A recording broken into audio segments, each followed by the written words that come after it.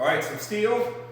I just take what's readily available and I put a string right at the length where I can grab it.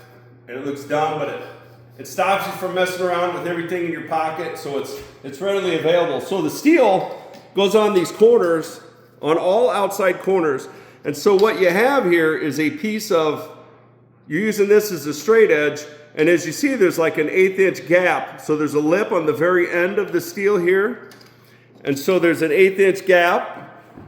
And then on this side, see how there's maybe 3/16, so you'll push that in a little bit to get it down to 1/8.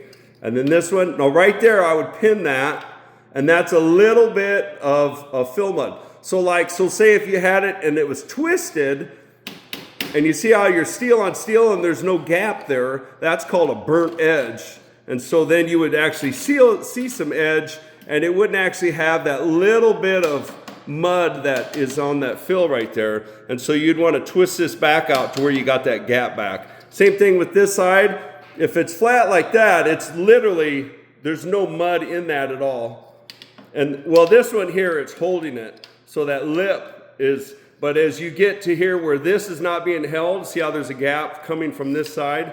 This side you can absolutely push down and maybe even beyond. See how there's a gap on this leading edge now? Now that would be called a burnt edge, and that edge will look funny and it will be structurally not as good. So you want about 1/8.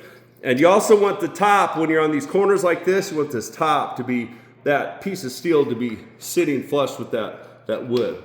And so other than that, that's all the outside edges, and that's how you do it. And the fastest way to do it is to have this gun hanging off your lip, and when you come up to it, you set your top, you set your sides, and then you'll basically pink, you know. And I use a 1/4 inch crown. People can use screws. You can use nails. They got cupped head drywall nails. This to me is like the fastest. I use 7/8 staples, 7/8 long, 1/4 inch crown.